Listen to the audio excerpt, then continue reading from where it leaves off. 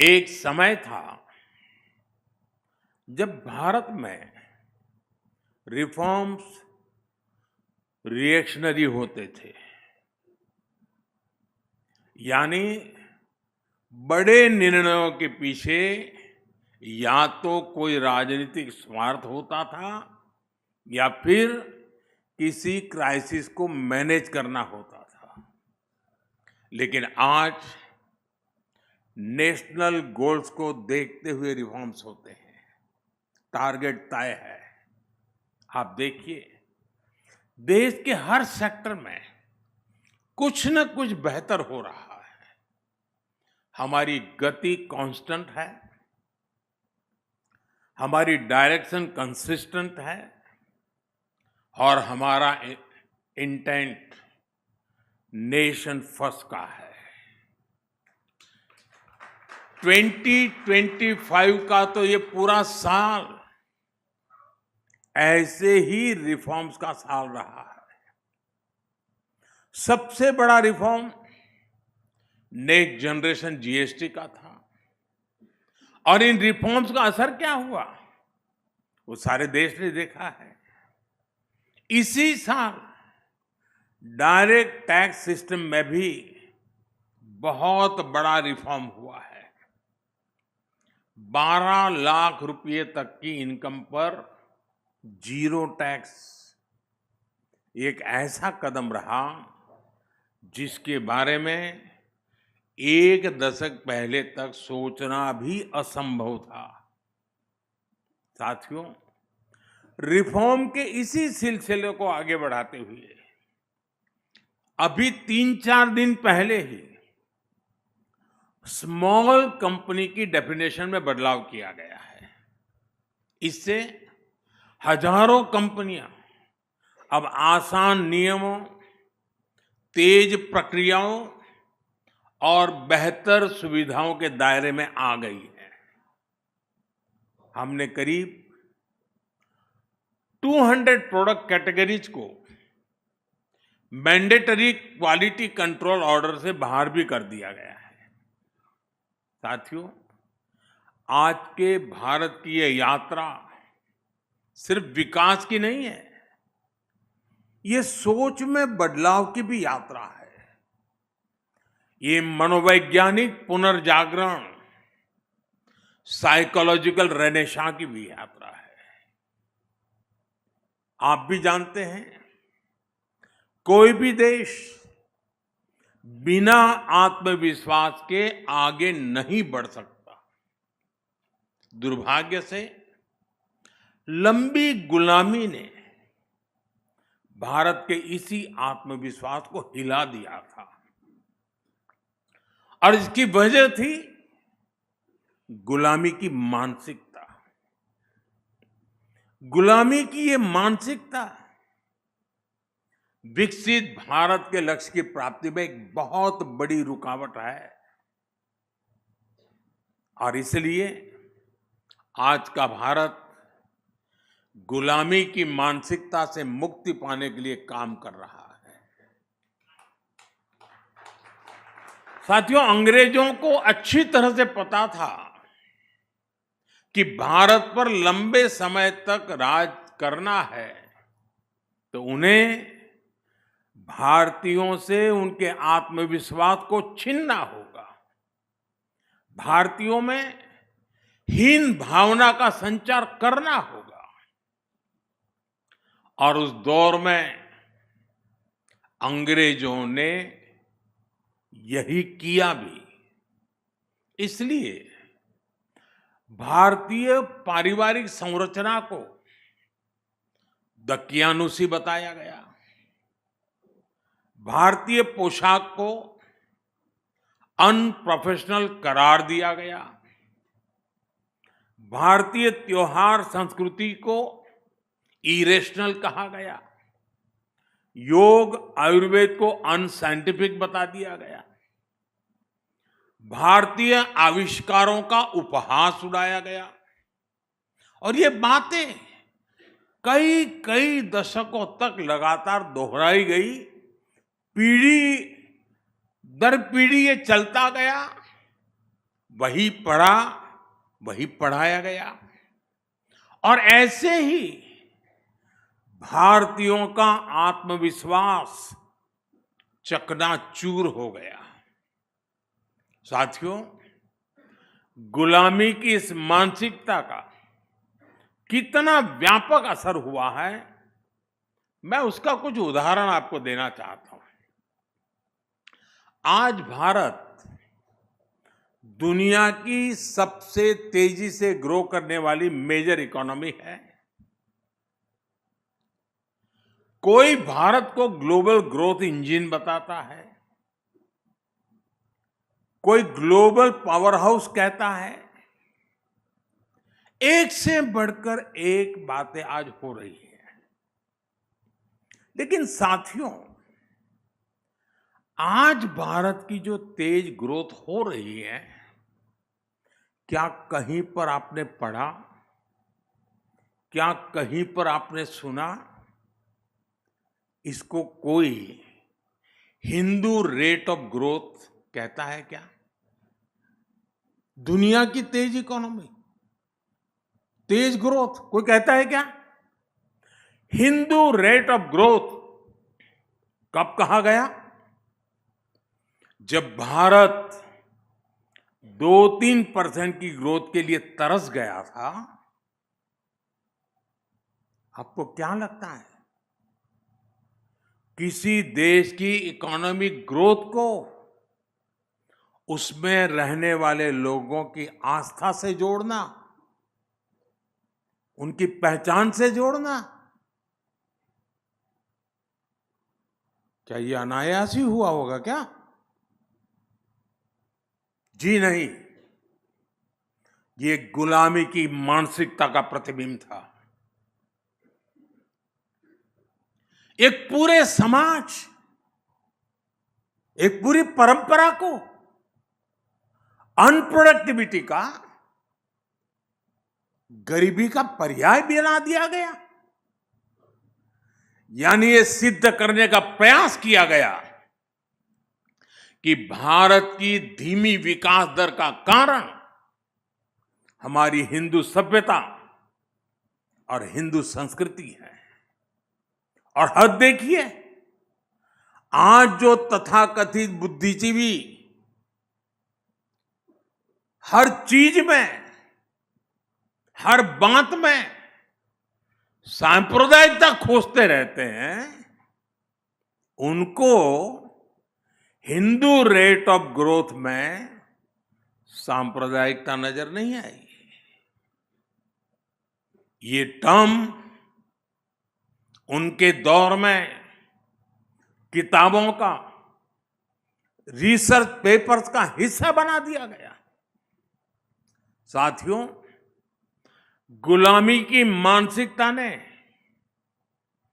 भारत में manufacturing ecosystem को कैसे तबाह कर दिया, और हम इसको कैसे रिवाइव कर रहे हैं, मैं इसके भी कुछ उदाहरण दूंगा। भारत गुलामी के कालखंड में भी अस्त्र शस्त्र का एक बड़ा निर्माता था। हमारे यहां ऑर्डिनेंस फैक्ट्रीज का एक सशक्त नेटवर्क था। भारत से हथियार निर्यात होते थे। विश्व युद्धों में भी भारत में बने हथियारों का बोलबाला था। लेकिन आजादी के बाद हमारा डिफेंस मैन्युफैक्चरिंग इकोसिस्टम तबाह कर दिया गया। गुलामी की मानसिकता ऐसी हावी हुई कि सरकार में बैठे लोग भारत में बने हथियारों को कमजोर आंकने लगे, और इस मानसिकता ने भारत को दुनिया के सबसे बड़े डिफेंस इंपोर्टर्स के रूप में से एक बना दिया।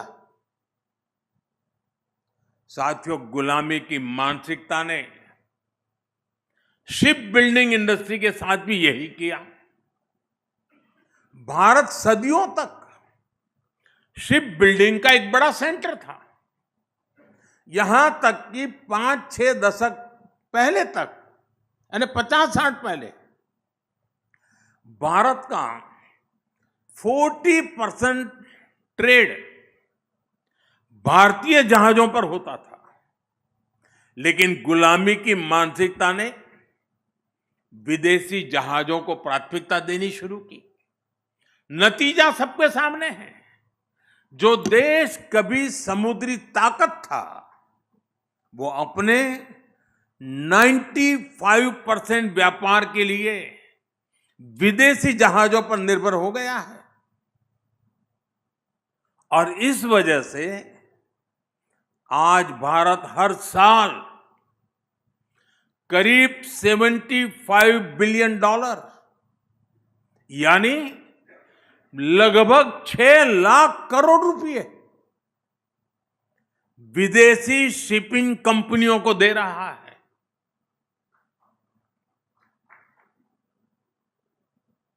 साथियों, शिप बिल्डिंग हो, डिफेंस मैन्युफैक्चरिंग हो, आज हर सेक्टर में गुलामी की मानसिकता को पीछे छोड़कर नए गौरव को हासिल करने का प्रयास किया जा रहा है।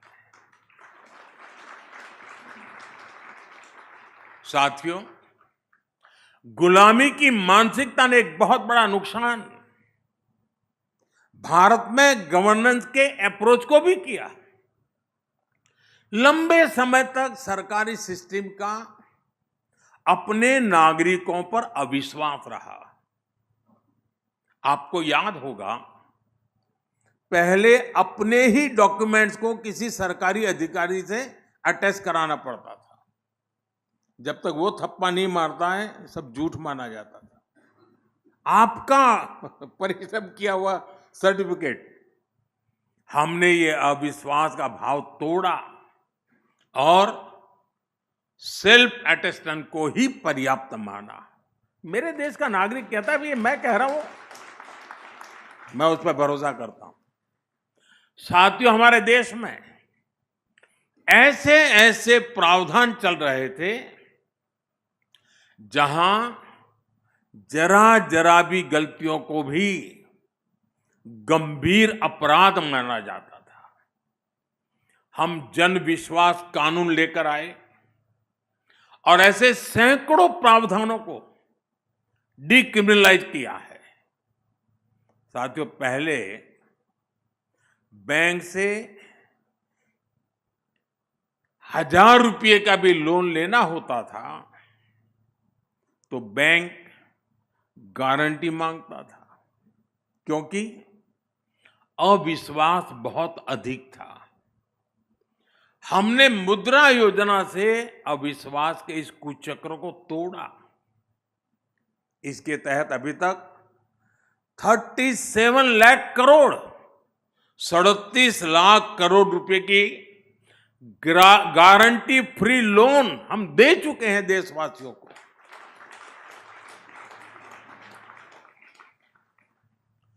इस पैसे से उन परिवारों के नौजवानों को भी एंटरप्रेन्योर बनने का विश्वास मिला है। आज रेहड़ी पटरी वालों को भी, ठेले वालों को भी बिना गारंटी बैंक से पैसा दिया जा रहा है। साथियों, हमारे देश में हमेशा से ये माना गया कि सरकार को अगर कुछ दे दिया तो फिर वहां तो वन वे ट्रैफिक है। एक बार दिया तो दिया, फिर वापस नहीं आता है, जा गया। यही सबका अनुभव है। लेकिन जब सरकार और जनता के बीच विश्वास मजबूत होता है तो काम कैसे होता है? अगर कल अच्छी करनी है ना, तो मन आज अच्छा करना पड़ता है। अगर मन अच्छा है तो कल भी अच्छा होता है। और इसलिए हमने एक और अभियान लिया है। आपको सुनकर के ताजुब होगा, और अभी अखबारों में उसकी, अखबारों वालों की नजर नहीं गई है उस पर।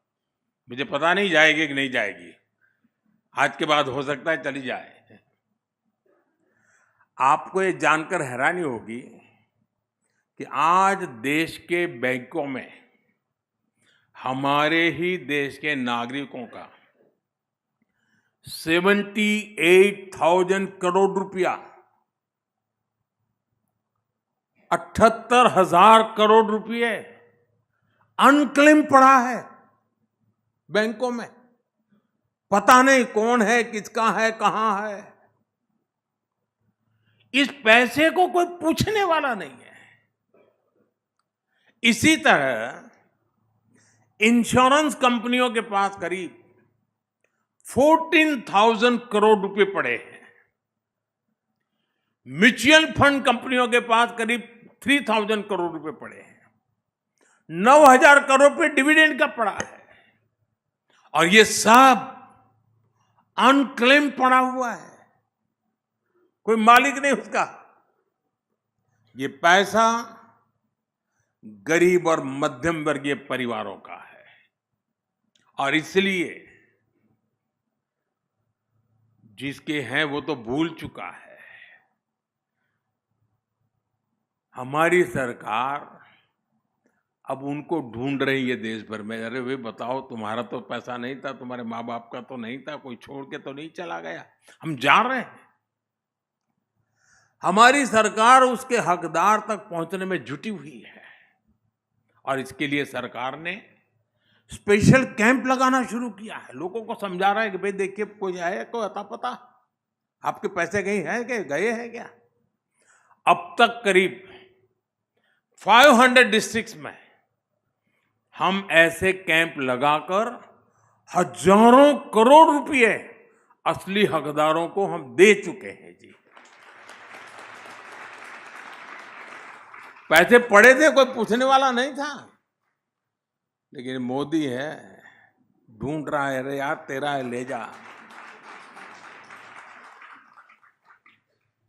साथियों, ये सिर्फ एसेट की वापसी का मामला नहीं है, ये विश्वास का मामला है।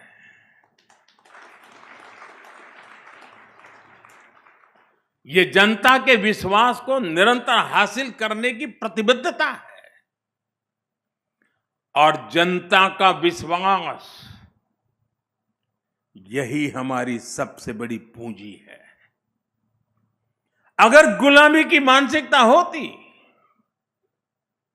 तो सरकारी मानस ही हावी होता और ऐसे अभियान कभी नहीं चलते।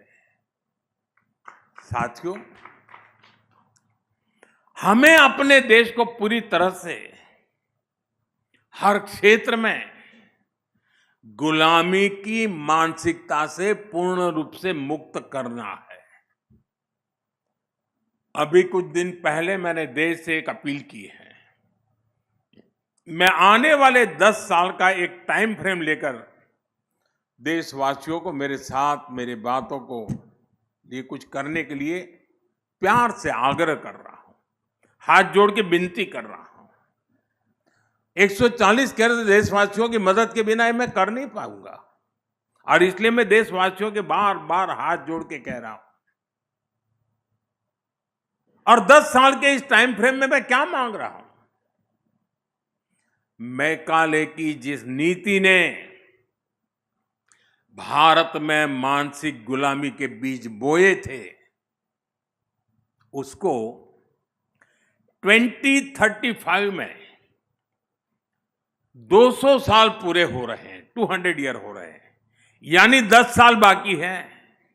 और इसलिए इन्हीं 10 वर्षों में हम सभी को मिलकर के अपने देश को गुलामी की मानसिकता से मुक्त करके रहना चाहिए।